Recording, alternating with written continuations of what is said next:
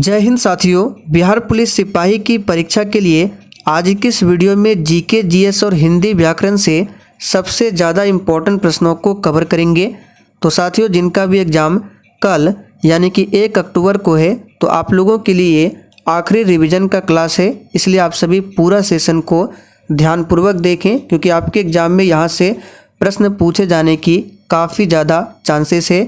और साथियों, जिनका भी एग्ज़ाम आगे 7 अक्टूबर और 15 अक्टूबर को है, तो उनके लिए भी सेशन काफ़ी ज़्यादा इम्पोर्टेंट रहेगा, इसलिए आप सब पूरा सेशन को ध्यानपूर्वक देखें। तो जिनका भी कल यानी कि 1 अक्टूबर को एग्ज़ाम है, तो उनको बेस्ट ऑफ लक। तो चलिए साथियों, इसी के साथ आज के सेशन को स्टार्ट करते हैं। तो सबसे पहले फटाफट से सेशन को आप सभी लाइक कर दीजिए और सेशन को कम से कम 2 से 3 ग्रुप में ज़रूर शेयर कर दें, क्योंकि आज की इस वीडियो में हम लोग लगभग 150 से भी अधिक प्रश्नों को कवर करने वाले हैं एक्स्ट्रा फैक्ट के साथ में। तो साथियों, पहला क्वेश्चन है, निम्नलिखित में से किसने तीनों गोलमेज सम्मेलनों में भाग लिया था। वेरी इंपॉर्टेंट क्वेश्चन है, सभी ऑप्शन को ध्यान से पढ़िए और साथियों आपको बिल्कुल सोच समझकर आंसर करना है। चलिए आंसर बताएंगे। निम्नलिखित में से किसने तीनों गोलमेज सम्मेलनों में भाग लिया था। तो यहाँ पर पहले प्रश्न का आंसर हो जाएगा डॉक्टर भीमराव अंबेडकर ने। तो याद रखिएगा, यहाँ पर तीसरा ऑप्शन आपका सही जवाब है। और मान लीजिए अगर एग्जाम में ऑप्शन में भीमराव अंबेडकर ना मिले, तो आपको आंसर क्या करना होगा। तो याद रखिएगा, तेज बहादुर सप्रू, नाम को याद रखिएगा, काफ़ी ज़्यादा इम्पोर्टेंट है। तीनों गोलमेज सम्मेलन में डॉक्टर भीमराव अंबेडकर के साथ तेज बहादुर सप्रू ने भी भाग लिया था। और तीनों गोलमेज सम्मेलन कब कब हुए थे, तो डेट भी एक बार देख लीजिए। 1930 में पहला गोलमेज सम्मेलन, 1931 में दूसरा गोलमेज सम्मेलन और 1932 में तीसरा गोलमेज सम्मेलन हुआ था। और केवल दूसरे गोलमेज सम्मेलन में महात्मा गांधी ने भाग लिया था और 1932 के तीसरे गोलमेज सम्मेलन में डॉक्टर भीमराव अंबेडकर के साथ साथ तेज बहादुर सप्रू ने भाग लिया था। तो इतने सारे एक्स्ट्रा फैक्ट है, सभी को ध्यान रखें। पंडित मदन मोहन मालवीय की बात करें तो इन्होंने BHU की स्थापना की थी, यानी कि बनारस हिंदू यूनिवर्सिटी। तो आप लोग कमेंट करके बताइए कि इन्होंने BHU की स्थापना कब की थी। चलिए दूसरा प्रश्न है, इंडियन नेशनल कांग्रेस के 1931 के कराची अधिवेशन की अध्यक्षता निम्नलिखित में से किसने किया था। बिल्कुल एग्जाम में छपने वाला क्वेश्चन है, फटाफट से आंसर कीजिए। तो देखिए, इंडियन नेशनल कांग्रेस की बात करें तो इसकी स्थापना 1885 में हुआ था। किसके समय में, तो लॉर्ड डफरिन के समय में। किसने किया था, तो A.O. ह्यूम ने इसकी स्थापना की थी इंडियन नेशनल कांग्रेस की। और इसका जो प्रथम अधिवेशन हुआ था इंडियन नेशनल कांग्रेस का, यह 1885 में ही हुआ था, जिसकी अध्यक्षता की थी किसने, तो W.C. बनर्जी, यानी कि व्योमेश चंद्र बनर्जी। और इसके प्रथम मुस्लिम अध्यक्ष बने थे बदरुद्दीन तैयब जी। प्रथम अंग्रेज अध्यक्ष पूछे तो याद रखिएगा जॉर्ज यूले। तो 1931 के कराची अधिवेशन, इसकी अध्यक्षता की थी सरदार वल्लभ भाई पटेल ने। और एक अधिवेशन हुआ था 1929 में, लाहौर अधिवेशन, काफ़ी ज़्यादा इम्पोर्टेंट है, जिसकी अध्यक्षता की थी पंडित जवाहरलाल नेहरू ने। और इसी अधिवेशन में पहली बार पूर्ण स्वराज की मांग रखी गई थी। तो सारे फैक्टों को ध्यान रखें। और साथियों, महात्मा गांधी ने कब अध्यक्षता की थी, तो याद रखिएगा 1924 के बेलगांव अधिवेशन, जो कि कर्नाटक में पड़ता है बेलगांव। तो इसी अधिवेशन की एकमात्र अध्यक्षता की थी महात्मा गांधी जी ने। चलिए आगे देखिए, हम्पी में विजयनगर के भग्नावशेष किसके द्वारा 1800 में प्रकाश में लाए गए। बिल्कुल टॉप लेवल का क्वेश्चन है, फटाफट से आंसर कीजिए। और साथियों, जिनका भी एग्जाम 7 अक्टूबर और 15 अक्टूबर को होने वाला है, तो आप लोग 2010 से लेकर अब तक जितने भी क्वेश्चन पूछे गए हैं उसको एक बार जरूर सॉल्व कर लीजिएगा।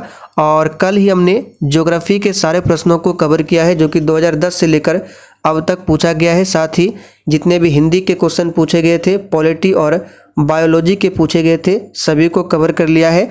और बायोलॉजी के सेशन को आपको बिल्कुल भी मिस नहीं करना है, क्योंकि बायोलॉजी में पादप जगत से आपके एग्जाम में प्रश्न बनेंगे। तो 2010 से लेकर अब तक जितने भी जीव विज्ञान के प्रश्न पूछे गए थे उनको भी हमने कवर कर लिया है और सारे वीडियो के लिंक आपको डिस्क्रिप्शन बॉक्स में मिल जाएगा या फिर आप लोग चैनल के प्लेलिस्ट में जाइए, वहाँ पर आपको चैनल का प्लेलिस्ट मिलेगा बिहार पुलिस प्रीवियस ईयर के नाम से, तो जाकर देख लीजिए। तो यहाँ पर तीसरे प्रश्न का सही जवाब क्या होगा, तो कर्नल कॉलिन मैकेंजी, याद रखिएगा आंसर क्या होगा, तो कर्नल कॉलिन मैकेंजी। हम्पी के खंडरों को 1800 में कर्नल कॉलिन मैकेंजी ने प्रकाश में लाया था, ध्यान रखेंगे। और विजयनगर की बात करें तो विजयनगर साम्राज्य की राजधानी कहाँ पर थी, तो हम्पी, इसे ध्यान रखेंगे। पंचायती राज का सबसे मुख्य भाग क्या है। चलिए चौथे प्रश्न के लिए आंसर बताएंगे।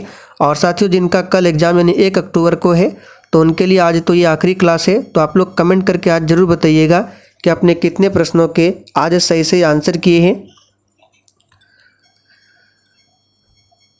तो देखिए पंचायती राज की बात करें तो इसका सबसे मुख्य भाग क्या होता है, तो याद रखिएगा ग्राम सभा।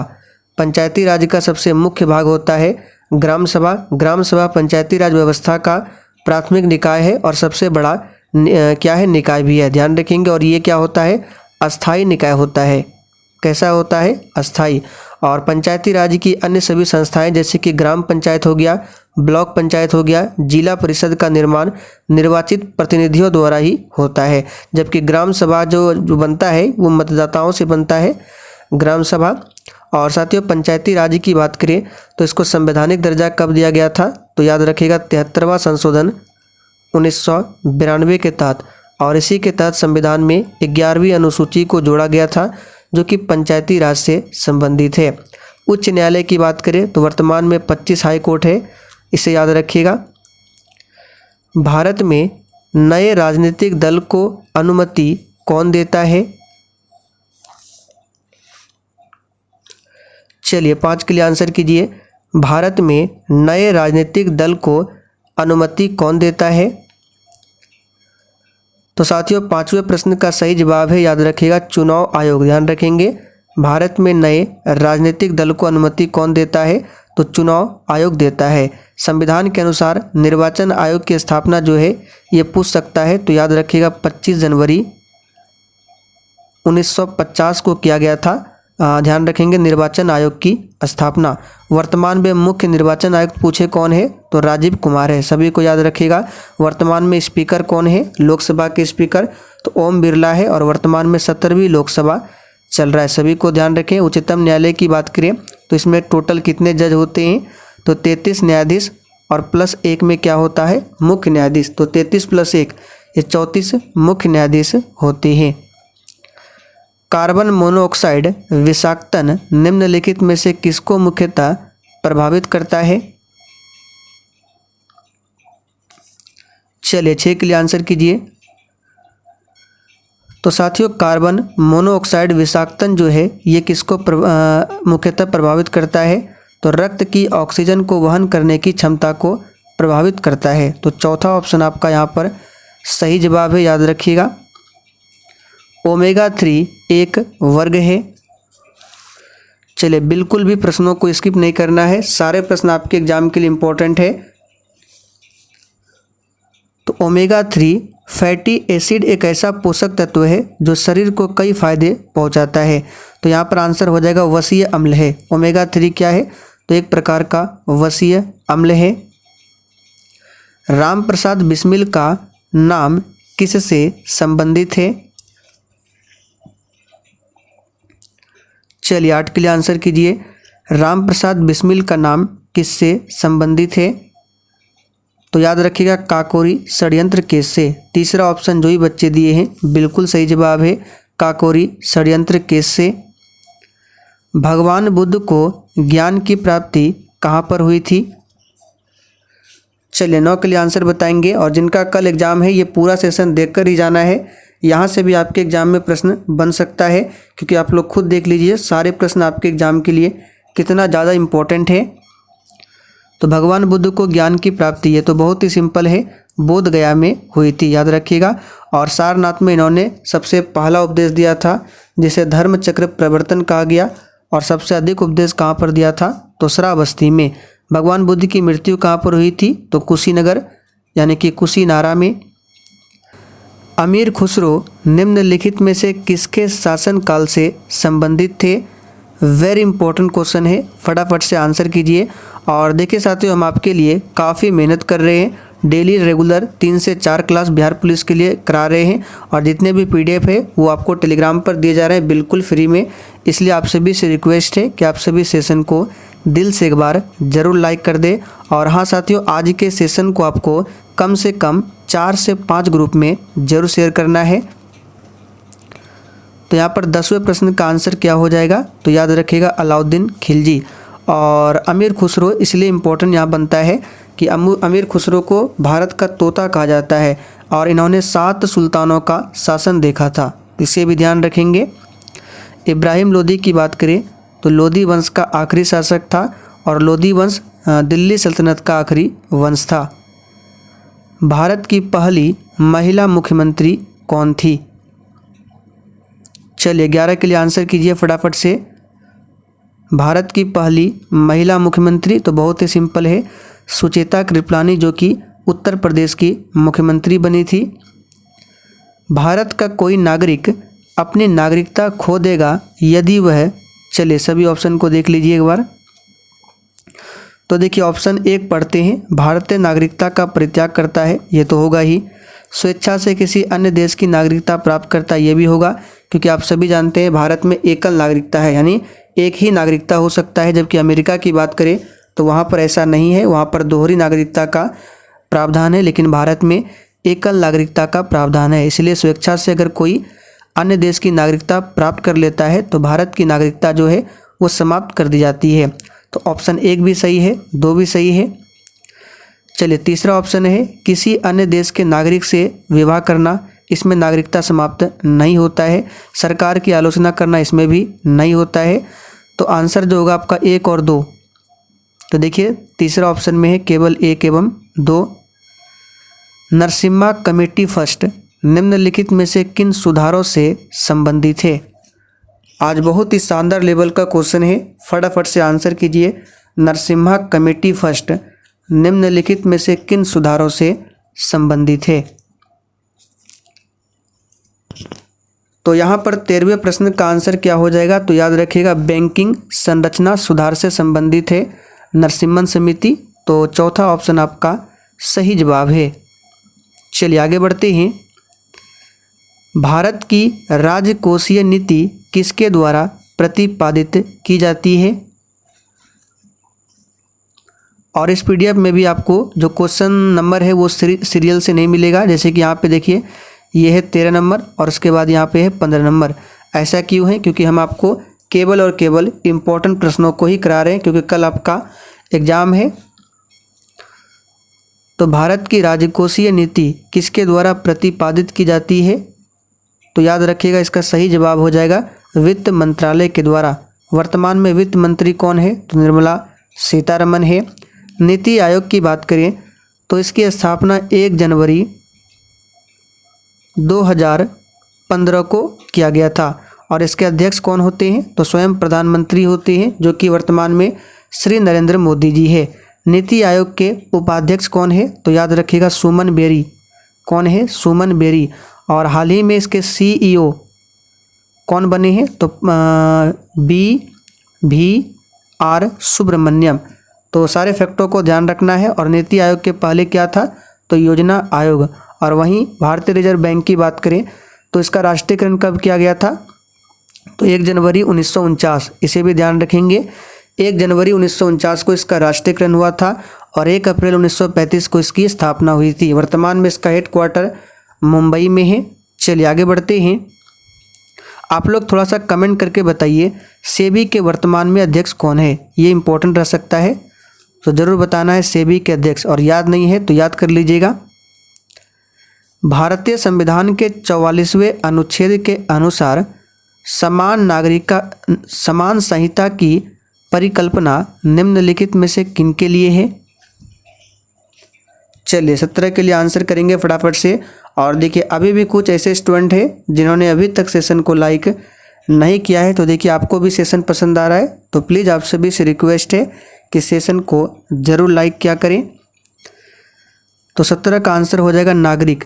देखिए भारतीय संविधान के आर्टिकल 44 इसके अनुसार राज्य भारत के पूरे क्षेत्र में नागरिकों के लिए एक समान नागरिक संहिता को सुरक्षित करने का प्रयास करेगा। तो यहाँ पर आंसर क्या होगा? नागरिक। निम्नलिखित में से कौन सा एक आदेश किसी व्यक्ति को गैर कानूनी ढंग से बंदी बनाए जाने पर उसकी स्वतंत्रता सुनिश्चित करने के लिए उच्चतम न्यायालय यानी कि सुप्रीम कोर्ट द्वारा जारी किया जाता है? तो कौन सा एक आदेश है? चलिए सभी को देख लीजिए। तो ये हो जाएगा बंदी प्रत्यक्षीकरण। यहाँ पर पहला ऑप्शन आपका सही जवाब है। देखिए बंदी प्रत्यक्षीकरण जो रिट है ये गिरफ्तारी का आदेश जारी करने वाले अधिकारी को आदेश देता है कि वह बंदी को न्यायाधीश के सामने उपस्थित दर्ज करे और उसके कैद करने की वजह बताएं। और साथियों सुप्रीम कोर्ट की बात करें तो यहाँ से प्रश्न बनता है कि सुप्रीम कोर्ट किस आर्टिकल के तहत मौलिक अधिकार का हनन होने पर रिट जारी करता है?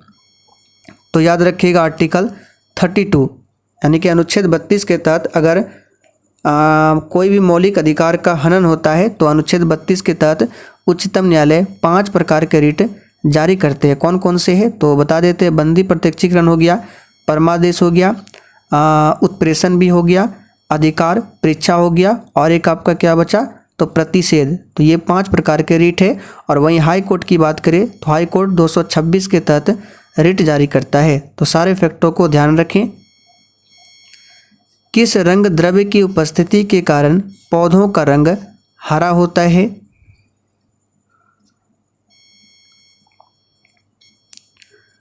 तो यहाँ पर 20 का आंसर क्या हो जाएगा? तो बहुत ही सिंपल है, ये हो जाएगा क्लोरोफिल के कारण। याद रखिएगा। और इसी के उपस्थिति के कारण पेड़ की जो पत्तियाँ होती है वो हरा होता है, क्लोरोफिल। और इसमें होता है मैग्नीशियम, Mg मैग्नीशियम धातु। तो इसे भी ध्यान रखें। चलिए और यहाँ पे देखिए ग्लूकोज है तो इसका सूत्र भी याद कर लीजिए। थोड़ा सा आपको बता देते हैं C6H12O6 ये क्या है? ग्लूकोज का सूत्र है। आगे देखिए स्थिति विज्ञान निम्नलिखित में से किससे संबंधित है? तो स्थिति विज्ञान जो है ये किससे संबंधित है? तो अगर आपने चौथा ऑप्शन दिया है तो बिल्कुल सही जवाब है। स्थिति विज्ञान आंकड़ों के अध्ययन से संबंधित है। निम्नलिखित में से किस विटामिन की कमी से रिकेट्स नामक रोग हो जाता है?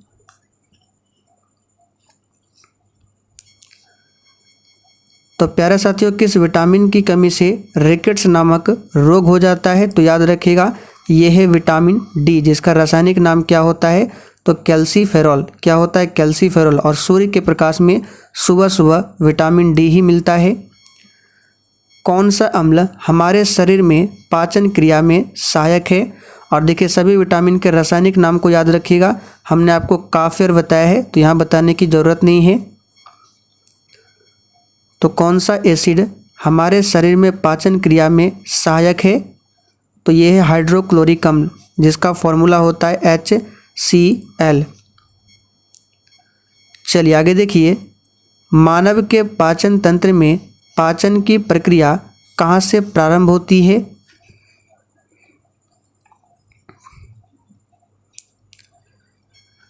तो प्यारे साथियों मानव के पाचन तंत्र में पाचन की जो प्रक्रिया है ये प्रारंभ होती है कहाँ से? तो 24 का आंसर हो जाएगा यहाँ पे ग्रसिका से। कहाँ से? तो ग्रसिका से याद रखिएगा। तो यहाँ पर आपका आंसर हो जाएगा आपका पहला ऑप्शन ग्रसिका। चलिए आगे बढ़ते हैं। तलचर कोयले की खान कहाँ पर स्थित है? तो तलचर हमने आपको बताया था तालचेर जो कोयला की खान है ये उड़ीसा में स्थित है। और एक हमने आपको बताया था कोरबा जो कि छत्तीसगढ़ में है। कोरबा ये भी कोयला खान है। तो ये कहाँ पर है? छत्तीसगढ़ में। और बैलाडीला पूछे ये लौ एस के लिए है, ये भी छत्तीसगढ़ में है। तो सारे फैक्ट को आप लोग ध्यान रखें। नगर कोझिकोड क्या कहलाता है? चलिए 26 के लिए आंसर कीजिए। और साथियों बिहार पुलिस एग्जाम के लिए हमने बिहार स्पेशल करंट अफेयर्स को भी कवर किया है तो उसका भी लिंक आपको डिस्क्रिप्शन बॉक्स में मिल जाएगा। तो जिसका भी एग्ज़ाम 5, 7 और 15 अक्टूबर को है। तो सारे वीडियो को देख लीजिए, अभी आपके पास समय है। तो नगर कोझिकोड क्या कहलाता है? तो ये कहलाता है कालीकट। तो यहाँ पर चौथा ऑप्शन आपका सही जवाब है, कालीकट, याद रखिएगा। निम्नलिखित में से किस भारतीय राज्य की सीमाएं भूटान राष्ट्र के साथ नहीं मिलती है? देखिए यहाँ पे अगर नगर कोझिकोड की बात करें तो केरल में मालाबार तट पर स्थित कोझिकोड एक शहर है जिसको कालीकट के नाम से भी जाना जाता है, इसलिए यहाँ पे आंसर क्या होगा? तो कालीकट। चलिए आंसर कीजिए, किस भारतीय राज्य की सीमाएं भूटान राष्ट्र के साथ नहीं मिलती है? तो भारत के 4 राज्य हैं, जैसे सिक्किम हो गया, पश्चिम बंगाल हो गया, असम हो गया, अरुणाचल प्रदेश हो गया, भूटान के साथ सीमा साझा करते हैं। तो यहाँ पर कौन सा नहीं हो जाएगा? तो मेघालय नहीं करता है। किस कारण से दिन और रात होते हैं? चलिए बिल्कुल सोच समझकर आंसर करना है। तो याद कीजिए, हमने आपको बताया था पृथ्वी के अपने अक्ष पर घूर्णन के कारण ही क्या होता है? दिन और रात होता है। तो आंसर हो जाएगा पृथ्वी का घूर्णन अपने अक्ष पर, याद रखिएगा। चलिए आगे देखिए, निम्नलिखित में से खरीफ की फसल कौन सी है? 29 के लिए आंसर बताएंगे, निम्नलिखित में से खरीफ की फसल कौन सी है? तो खरीफ फसलों के उदाहरण जैसे हो गया धान, मक्का, ज्वार, बाजरा, मूंग, मूंगफली, गन्ना, सोयाबीन, ये सभी क्या है? जूट, ये सभी खरीफ की फसल है। तो बाजरा दिया है, देख लीजिए। और जूट का सबसे अधिक उत्पादन पूछे कहाँ पर होता है? तो पश्चिम बंगाल में। Deenbandhu Chhoturam thermal power station कहाँ पर स्थित है?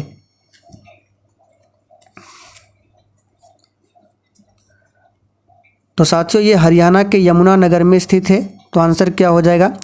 यमुनानगर, हरियाणा, याद रखिएगा।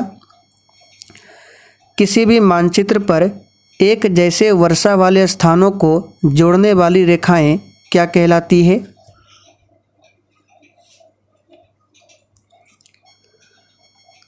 तो ये कहलाती है, याद रखिएगा, समवर्षा रेखा। दूसरा ऑप्शन आपका सही जवाब है। एक होता है आइसोबार। तो आइसोबार क्या है?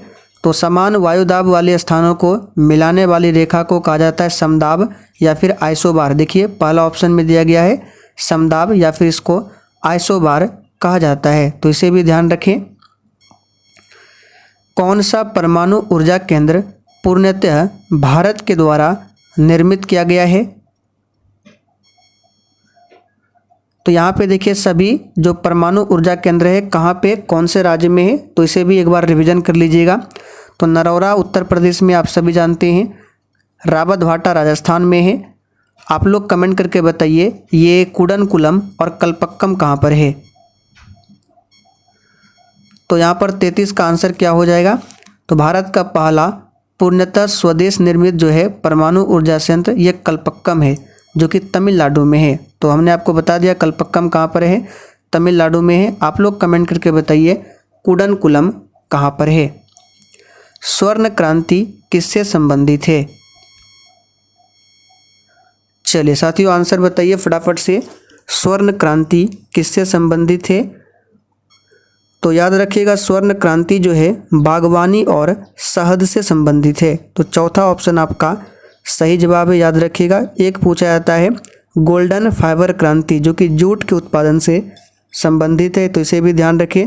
और स्वर्ण क्रांति के अगर जनक पूछ लिया जाए तो कौन हो जाएगा? तो हमने आपको कभी भी नहीं बताया है, चलिए आज बता देते हैं। यहाँ पे देखिए लिख देते हैं निरपक, निरपक टूटज। देखिए पढ़ लीजिए निरपक टूटज, ये कौन है? तो स्वर्ण क्रांति के जनक है। बाकी हरित क्रांति के जनक आप सभी जानते हैं, श्वेत क्रांति के भी जानते हैं। वह कौन सा दर्रा है जो नीलगिरी पर्वत के दक्षिणी भाग में दक्षिण भारत में स्थित है?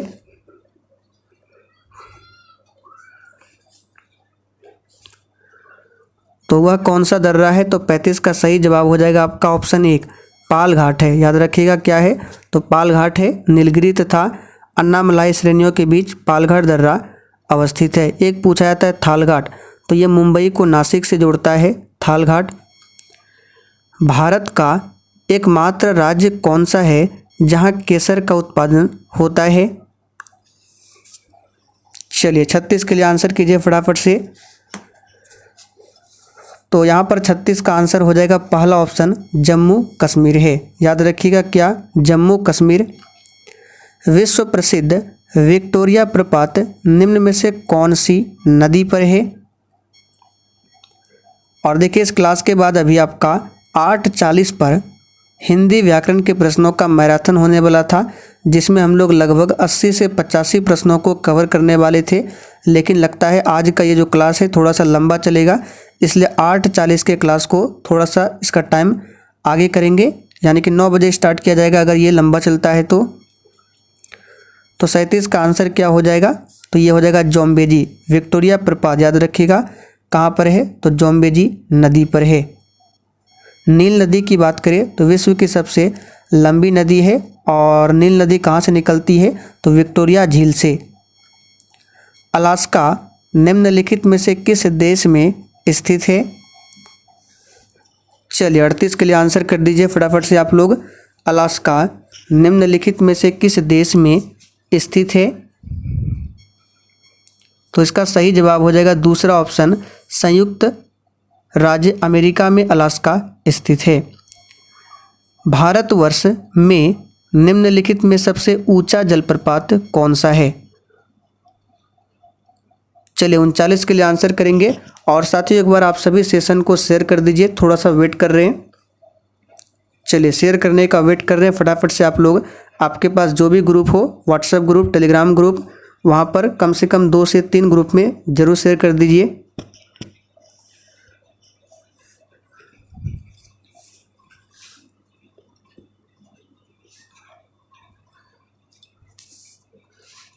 चलिए तो उम्मीद करते हैं आप लोगों ने शेयर कर दिया होगा, और जिन्होंने लाइक नहीं किया है लाइक भी कर दिया होगा। तो भारतवर्ष में सबसे ऊंचा जलप्रपात जो है जोग नहीं होगा। तो काफ़ी सारे बच्चे जोग बताते हैं, तो यहाँ पर जो आंसर हो जाएगा आपका कौन सा? कुंचिकल जलप्रपात, जो कि ऑप्शन में नहीं दिया गया है। तो ऑप्शन में नहीं दिया गया है तो आंसर आपका हो जाएगा जोग। लेकिन याद रखना है सबसे ऊंचा जो है कौन सा है? कुंचिकल जलप्रपात। ये भारत में सबसे ऊंचा क्या है? जलप्रपात है। और ये कर्नाटक के शिमोगा जिले में कुंचिकल जलप्रपात कहाँ पर है? तो कर्नाटक के शिमोगा जिले में कौन सी नदी पर? तो ये वराही नदी पर स्थित है। जबकि जोग की बात करें, जिसका अन्य नाम है गरसोप्पा या फिर महात्मा गांधी जलप्रपात, ये भारत का दूसरा सबसे ऊंचा जलप्रपात है, जो कि कर्नाटक में ये भी है, लेकिन ये शरावती नदी पर स्थित है। तो सारे फैक्टों को ध्यान रखें। तो आंसर यहाँ पे आपका क्या होगा? कुंचिकल। लेकिन ऑप्शन में नहीं है तो जोग आंसर कर सकते हैं। ऊर्जा का सबसे बड़ा वैकल्पिक स्रोत क्या है? चलिए आंसर कीजिए फटाफट से। ऊर्जा का सबसे बड़ा वैकल्पिक स्रोत कौन सा होगा?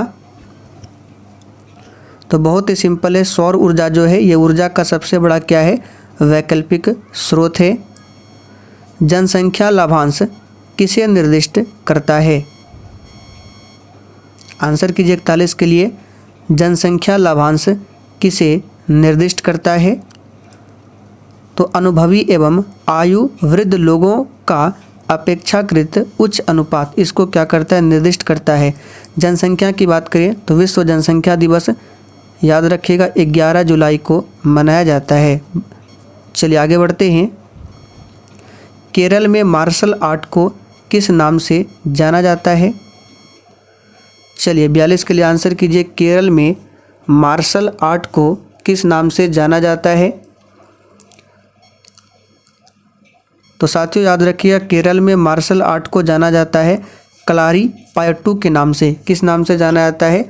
तो कलारी पायट्टू के नाम से। सही से इसको देख लीजिए। चलिए आगे बढ़ते हैं। आंतरिक सुरक्षा अकादमी कहाँ पर अवस्थित है?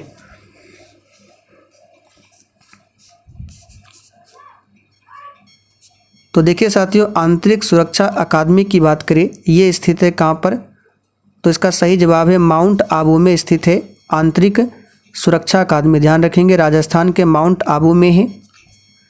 राष्ट्रीय गीत किस उपन्यास से लिया गया है? तो सबसे पहले तो आपको पता होना चाहिए राष्ट्रीय गीत क्या है और राष्ट्रीय गान क्या है। तो राष्ट्रीय गीत है वंदे मातरम, जिसके रचयिता है बंकिम चंद्र चटर्जी। जबकि राष्ट्रीय गान क्या है, तो जन गण मन, जिसके रचयिता है रविंद्रनाथ टैगोर। रविंद्रनाथ टैगोर को नोबेल पुरस्कार कब दिया गया था, तो 1913 में दिया गया था साहित्य के क्षेत्र में गीतांजलि के लिए। तो राष्ट्रीय गीत जो है ये किस उपन्यास से लिया गया है, तो याद रखिएगा आनंद मठ से लिया गया है। आनंद मठ बांग्ला भाषा का एक क्या है, उपन्यास है, जिसका प्रकाशन बंकिम चंद्र चट्टोपाध्याय ने 1882 में किया था और इसी से वंदे मातरम को लिया गया है। सूर सागर क्या है, चलिए 45 के लिए आंसर बताइए।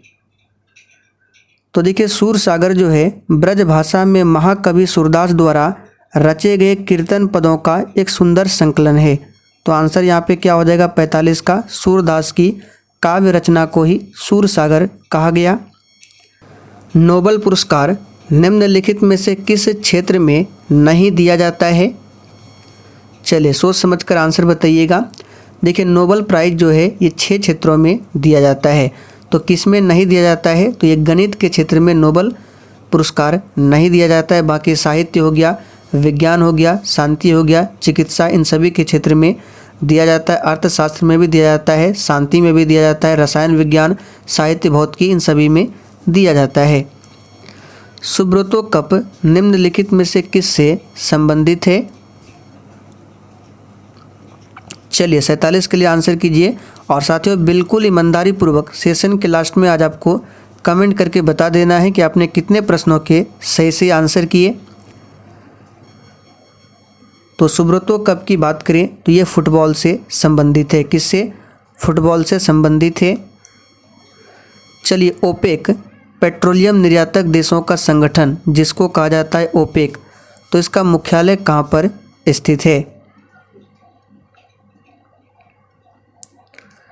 तो साथियों ओपेक का जो मुख्यालय है ये ऑस्ट्रिया की राजधानी वियना में है। तो यहाँ पर तीसरा ऑप्शन आपका सही जवाब है। जिनेवा में आप सभी जानते हैं WHO WTO का हेडक्वार्टर है। चलिए हमने आपको बताया था कल या परसों इंडोनेशिया की नई राजधानी, शायद आज भी बताया था हिस्ट्री क्लास में, तो आप लोग थोड़ा सा कमेंट करके बता दीजिए कि इंडोनेशिया की नई राजधानी कहाँ पर है। राष्ट्रीय बालिका शिशु दिवस कब मनाया जाता है, तो राष्ट्रीय बालिका शिशु दिवस की बात करें प्रत्येक वर्ष 24 जनवरी को मनाया जाता है। हॉर्नबिल फेस्टिवल भारत के किस राज्य में मनाया जाता है, चलिए 50 के लिए आंसर कीजिए। तो बहुत ही सिंपल है, नागालैंड में मनाया जाता है हॉर्नबिल फेस्टिवल को। NSDL का पूरा नाम क्या है, तो NSDL का पुराना नाम हो जाएगा नेशनल सिक्योरिटीज डिपॉजिटरी लिमिटेड। तो देखिए किस ऑप्शन में दिया गया है, दूसरा ऑप्शन में दिया गया है। चलिए आगे बढ़ते हैं। भास्कर की लीलावती किस विषय का मानक मूल पाठ है, तो 52 का आंसर हो जाएगा, याद रखिएगा ये गणित। तो यहाँ पर पहला ऑप्शन सही है गणित। वाक्यांश जस्ट डू इट किस कंपनी से संबंधित है, तो याद कर लीजिए ये नाइक से संबंधित है। जस्ट डू इट या संक्षेप में इसे JDI कहा जाता है। जूता कंपनी नाइक से संबंधित है। नाइक का क्या है, ट्रेडमार्क है जस्ट डू इट। मधुबनी शैली वेरी इंपॉर्टेंट क्वेश्चन है, इस पर स्टार मार्क कीजिए। जो कि एक लोक चित्रण शैली है, ये किस राज्य से प्रसिद्ध है, तो बहुत ही सिंपल है, हम लोग बिहार से है तो जानते हैं मधुबनी पेंटिंग जो है ये बिहार में है। तो चौथा ऑप्शन आपका सही आंसर है। आज़ादी के बाद भाषा के आधार पर भारत के राज्यों का पुनर्गठन किस वर्ष में हुआ था, तो साथियों यहाँ पर आंसर क्या हो जाएगा, तो इसका सही जवाब हो जाएगा यहाँ पे भाषा के आधार पर आंध्र प्रदेश का गठन हुआ था। कब हुआ था, तो ऑप्शन में देखिए 1956 दिया गया है। तो 62 का आंसर हो जाएगा तीसरा ऑप्शन 1956 में। देखिए 1951 में क्या हुआ था, तो प्रथम संविधान संशोधन हुआ था जिसके तहत संविधान में 9वीं अनुसूची को जोड़ा गया था। 2000 में क्या हुआ था, तो बिहार झारखंड अलग हुआ था 15 नवंबर 2000 को। निम्न तत्वों में से किसमें न्यूट्रॉन नहीं होता है। और देखिए साथियों, जितने भी हम आपको एक्स्ट्रा फैक्ट बता रहे हैं आपको ध्यानपूर्वक सुनते जाना है, क्योंकि कल एग्जाम है, आपका रिवीजन होगा। तो निम्न तत्वों में से किसमें न्यूट्रॉन नहीं होता है, तो याद रखिएगा हाइड्रोजन, इसमें न्यूट्रॉन नहीं होता है। हाइड्रोजन ब्रह्मांड में सबसे अधिक है। एंगस्ट्रम किसकी इकाई है। थोड़ा सा आप लोग स्पीड से आंसर करते जाइए। एंगस्ट्रम किसकी इकाई है, तो याद रखिएगा बहुत ही सिंपल है, ये तरंग दैर्घ्य की इकाई है एंगस्ट्रम। चलिए आगे बढ़ते हैं। आवृत्ति को मापा जाता है, तो आवृत्ति यानी फ्रीक्वेंसी, इसको मापा जाता है हर्ट्ज में। यहाँ पर पहला ऑप्शन सही है। भारत में निम्न राज्यों में से किसे चीनी का कटोरा कहा जाता है। और विश्व में पूछे चीनी का कटोरा तो क्यूबा को कहा जाता है, जबकि भारत में पूछे तो उत्तर प्रदेश को चीनी का कटोरा कहा जाता है। सबसे अधिक गन्ना का उत्पादन उत्तर प्रदेश ही करता है। ट्राइग्लिसराइड क्या है। तो साथियों ट्राइग्लिसराइड की बात करें तो ये क्या है, तो ये वसा है। यहाँ पर तीसरा ऑप्शन आपका सही जवाब है। ट्राइग्लिसराइड एक प्रकार का वसा है जो हमारे रक्त में मौजूद होता है। आगे देखिए, इलेक्ट्रोएन्सेफेलोग्राम यानी कि EEG, इसका फुल फॉर्म दिया गया है ये। तो ये निम्न में से किसकी निगरानी के लिए उपयोग होता है।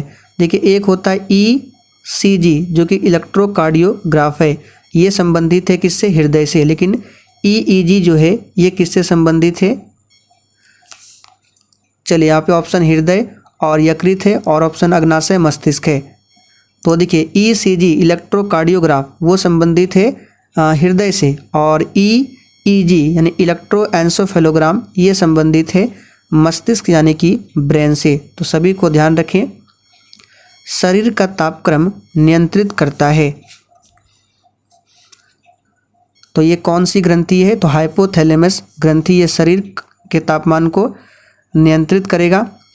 सही कथन को चुनिए। तो देखिए फर्स्ट ऑप्शन में दिया गया है कि लाल प्रकाश का तरंगदैर्घ्य बैंगनी प्रकाश से कम है, जो कि बिल्कुल गलत है, क्योंकि लाल प्रकाश का तरंगदैर्घ्य जो है बैंगनी से अधिक होता है, ना कि कम होता है। दूसरा ऑप्शन है लाल प्रकाश का तरंगदैर्घ्य हरे प्रकाश से ज़्यादा है, बिल्कुल सही है, क्योंकि लाल प्रकाश का सबसे ज़्यादा होता है, चाहे कोई भी कलर हो, सबसे अधिक कौन है, तो लाल प्रकाश का। तो दूसरा ऑप्शन तो सही है। बैंगनी प्रकाश का तरंगदैर्घ्य हरे प्रकाश से ज़्यादा है, बिल्कुल गलत है, क्योंकि बैंगनी का सबसे कम होता है सभी रंगों से, तो ये भी गलत। बैंगनी प्रकाश का तरंगदैर्घ्य पीले प्रकाश से ज़्यादा है, ये भी गलत है। हमने अभी क्या बताया कि कोई भी कलर हो, बैंगनी का जो तरंगदैर्घ्य होगा सबसे कम होगा और लाल का सबसे अधिक हो, तो कोई भी आंसर यहाँ पे आंसर जो होगा सही केवल दूसरा होगा। 40 डिग्री सेल्सियस का मान फ़ारेनहाइट स्केल में क्या है। तो साथियों इसके लिए हमने आपको फॉर्मूला बताया था, शायद आपको वो फॉर्मूला याद हो। तो फॉर्मूला क्या था, C/5 बराबर F माइनस 32 बटे क्या था, तो याद रखिएगा 9। अब यहाँ पे क्या करना है, तो 40 डिग्री सेल्सियस यानी C का मान दिया गया है 40, तो जहाँ पर भी आपको C दिखाई दे रहा है वहाँ पे 40 रख दीजिए, आपका F का मान आ जाएगा। तो चलिए सॉल्व करके आपको थोड़ा सा दिखा देते हैं। तो 40 बटे क्या हो जाएगा 5 बराबर F माइनस 32 बटे 9, यहाँ पे 5 होगा। अब 5 से 40 कटेगा 8, ठीक है। अब 8 को 9 से गुना करेंगे तो 72, तो 5 में यहाँ पे सही F है, ठीक है, F माइनस 32 है ये, तो 9 8 72, ठीक है। तो ये हो जाएगा F minus 32 is equal to हो जाएगा 72। ये समीकरण का क्वेश्चन है, बहुत ही सिंपल है। तो F का वैल्यू क्या हो जाएगा, 72 में 32 को ऐड करेंगे तो 2 2 4, तो एक ही ऑप्शन में लास्ट में 4 है, पूरा जोड़ने की भी ज़रूरत नहीं है। तो 104 डिग्री क्या हो जाएगा, फ़ारेनहाइट होगा। विद्युत शक्ति की इकाई क्या है, तो बहुत ही सिंपल है, विद्युत शक्ति पूछा गया है तो इसका होता है वाट, याद रखिएगा क्या होता है वाट। और विद्युत आवेश का पूछे तो कूलम्ब होता है, विद्युत धारा का एम्पियर होता है, विभवांतर का वोल्ट होता है। विद्युत मोटर में तो विद्युत मोटर में क्या होता है, तो विद्युत मोटर में क्या होता है, देखिए जैसे कि विद्युत मोटर में इलेक्ट्रिक दिया जाता है तो वो हो गया विद्युत ऊर्जा, और जैसे ही इलेक्ट्रिक दिया जाता है तो वो घूमने लगता है तो घूमना हो गया यांत्रिक ऊर्जा। तो विद्युत ऊर्जा को यांत्रिक ऊर्जा में बदलेगा और डायनेमो जस्ट उल्टा करेगा, यांत्रिक को विद्युत में बदलेगा। मानव शरीर में होता है, चलिए सभी ऑप्शन को ध्यान से देखिए। तो देखिए एक वयस्क पुरुष के शरीर का 65% और महिला के शरीर का 52% हिस्सा क्या होता है, पानी होता है। तो मानव शरीर में जो होता है 65% से लेकर 70 तक क्या होता है, पानी होता है। तो एक ही ऑप्शन में दिया गया है लगभग 70% के आसपास, दूसरा तीसरा चौथा तो होगा नहीं, तो आंसर यहाँ पे हो जाएगा पहला। चलिए आगे बढ़ते हैं। विद्युत धारा निम्न में से किस उपकरण से नापी जाती है। तो प्यारे साथियों विद्युत धारा जो है ये आमीटर से मापी जाती है, याद रखिएगा किससे, आमीटर को। और आप लोग थोड़ा सा कमेंट करके हमें बताइए आमीटर को विद्युत परिपथ में किस क्रम में जोड़ा जाता है। देखते कितने बच्चे आंसर कर पाते हैं। निम्न खनिजों में से किस खनिज के उत्पादन में भारत विश्व में अग्रणी है। तो सही जवाब हो जाएगा चादरी अभ्रक। भारत का चादरी अभ्रक उत्पादन में प्रथम स्थान है। चलिए आगे बढ़ते हैं। आइंस्टीन को नोबेल प्राइज किस कार्य पर मिला था। तो अल्बर्ट आइंस्टीन को प्रकाश विद्युत प्रभाव के सिद्धांत के लिए नोबेल प्राइज दिया गया था। तो आंसर हो जाएगा प्रकाश विद्युत प्रभाव, और इन्हें 1921 में भौतिकी का नोबेल पुरस्कार दिया गया था आइंस्टीन को। कोशिका का शक्ति स्रोत होता है। चलिए 78 के लिए आंसर कीजिए। कोशिका का शक्ति स्रोत यानी पावर हाउस, तो माइटोकॉन्ड्रिया है, बहुत ही सिंपल है माइटोकॉन्ड्रिया। एड्स निम्न कारणों में से किसके द्वारा होता है। तो प्यारे साथियों एड्स का फुल फॉर्म होता है एक्वायर्ड इम्यून डिफिशियंसी सिंड्रोम, और विश्व एड्स दिवस प्रत्येक वर्ष 1 दिसंबर को मनाया जाता है। और एड्स जो होता है एक वायरस यानी कि विषाणु से होता है। तो तीसरा ऑप्शन सही है। कौन सा विषाणु, HIV विषाणु से होने वाला रोग है। आर्द्रता किस उपकरण से नापी जाती है।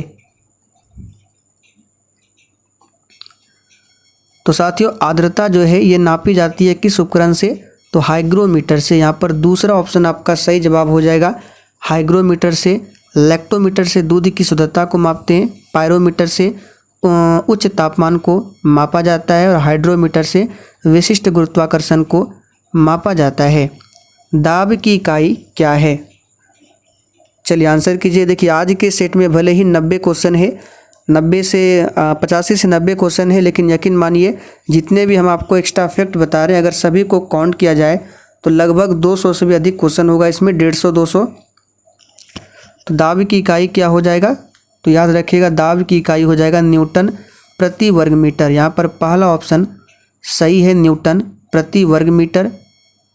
भारत में पशुपालन एवं कृषि के प्राचीनतम साक्ष्य प्राप्त हुए हैं।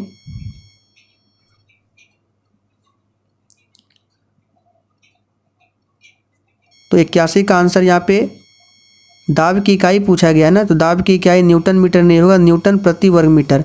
इसको इस तरह से लिखते हैं न्यूटन प्रति वर्ग मीटर, याद रखिएगा। चलिए आगे बढ़ते हैं। और न्यूटन जो है ये किसका है, तो बल का SI यूनिट है। तो भारत में पशुपालन एवं कृषि के प्राचीनतम जो साक्ष्य मिले हैं ये कहाँ से मिले हैं, तो मेहरगढ़ से। कहाँ से, मेहरगढ़ से। भगवान बुद्ध के महापरिनिर्वाण के बाद पहली बौद्ध संगति कहाँ पर हुई थी।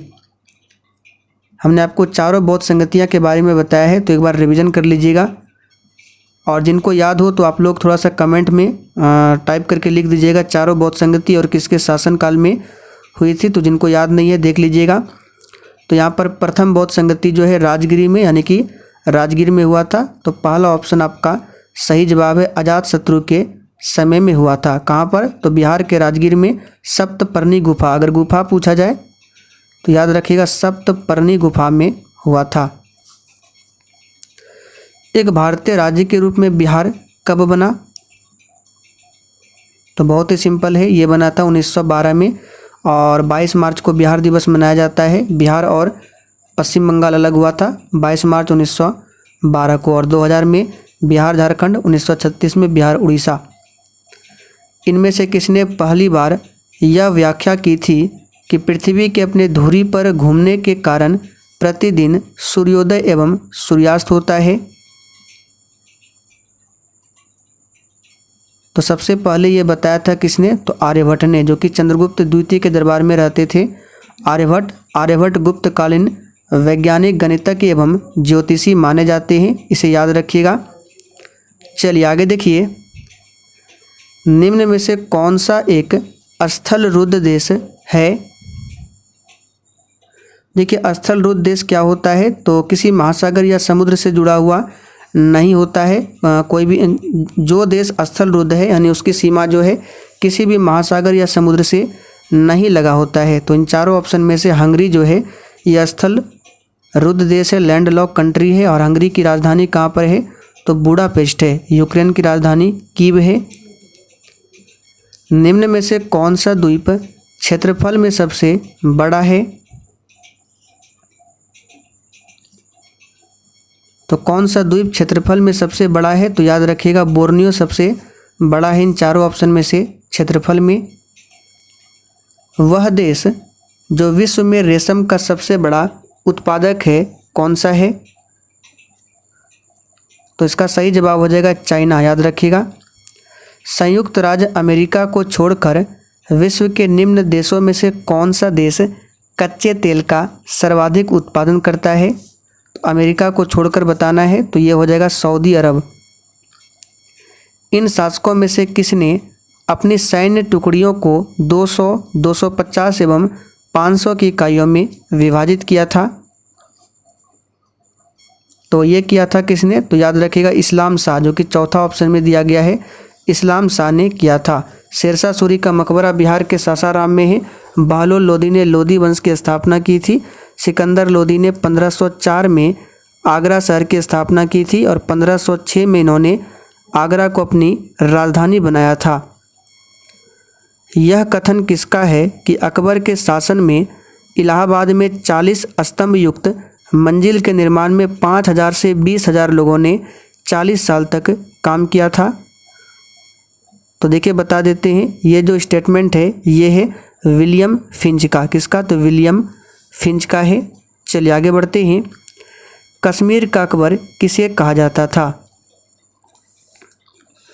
तो सुल्तान जैनुल आबदीन को कश्मीर का अकबर कहा जाता था, याद रखिएगा। फरेजी आंदोलन की शुरुआत किसने किया? चलिए 94 के लिए आंसर कीजिए। तो फरेजी विद्रोह की शुरुआत जो किया था 1838 में किसने? तो हाजी सारियातुल्लाह ने। तो पहला ऑप्शन आपका यहाँ पर सही हो जाएगा। पुस्तक poverty and un British rule in India किसने लिखी? तो हमने आपको बहुत बार बताया है दादा भाई नौरोजी ने लिखा है। भारत का वृद्ध पुरुष कहा जाता है दादा भाई नौरोजी को। स्वर्ण भूमि का वह राजा कौन था जिसने नालंदा में एक बौद्ध विहार की स्थापना की तथा उसके रख रखाव हेतु अपने दूत द्वारा देवपाल से 5 गांव दान में देने के लिए प्रार्थना की थी? तो स्वर्ण भूमि का वह राजा कौन था? तो चलिए इसका आंसर बता देते हैं। 86 का आंसर आपका क्या हो जाएगा? तो वह राजा था कौन? तो यहाँ पे 95, ये 96 होगा, 86 नहीं होगा, 96। तो इसका आंसर हो जाएगा तीसरा ऑप्शन। यहाँ पे देखिए बालपुत्र देव। अब ये 97 है। यहाँ पे क्वेश्चन नंबर जो है वो टाइपिंग एरर है। बिहार में निम्न हिस्सों में से कौन सा हिस्सा भूतात्विक दृष्टि से अपेक्षाकृत पुराना है? तो याद रखिएगा रोहतास पठार, पहला ऑप्शन सही है। बिहार का बख्तियार खिलजी के हमले का पहला विवरण कहाँ से प्राप्त होता है? देखिए बख्तियार खिलजी ने ही नालंदा विश्वविद्यालय को ध्वस्त कर दिया था। नालंदा विश्वविद्यालय की स्थापना और विक्रमशिला विश्वविद्यालय की स्थापना दोनों कमेंट करके बताइए किसने किया था। तो यहाँ पर 88 का आंसर हो जाएगा। तबकात ए नासरी से इसकी जानकारी मिलती है। बिहार का अधिकांश क्षेत्र आच्छादित है। तो बिहार का अधिकांश क्षेत्र जो है कछारी मिट्टी से आच्छादित है। रेगुर मृदा का अन्य नाम क्या है? तो काली मिट्टी। और इसमें सबसे अधिक किसकी खेती होती है? तो कपास की खेती होती है, ध्यान रखेंगे। और कपास का जो सबसे अधिक विस्तार है कहाँ पर है, यानी कपास की खेती कहाँ पर? तो गुजरात और महाराष्ट्र के क्षेत्र में। शेख बहाउद्दीन जकारिया किस संप्रदाय के थे? ये 100 नंबर का क्वेश्चन है। तो इसका सही जवाब हो जाएगा सोहरावादी संप्रदाय। पहला ऑप्शन आपका सही जवाब है। तो साथियों यहाँ पर देखिए 1 से लेकर 100 तक क्वेश्चन है और सभी के आंसर दिए गए हैं। इसका पीडीएफ आपको टेलीग्राम पर मिल जाएगा, जाकर डाउनलोड कर सकते हैं बिल्कुल फ्री में। तो साथियों आज का सेशन आप लोगों को कैसा लगा कमेंट करके बताइए, और कितने प्रश्न आप लोगों ने सही किए ये भी आपको बताना है। और जाते जाते सेशन को लाइक करते हुए जाना है, और सेशन को अधिक से अधिक 4 से 5 ग्रुप में ज़रूर शेयर करना है।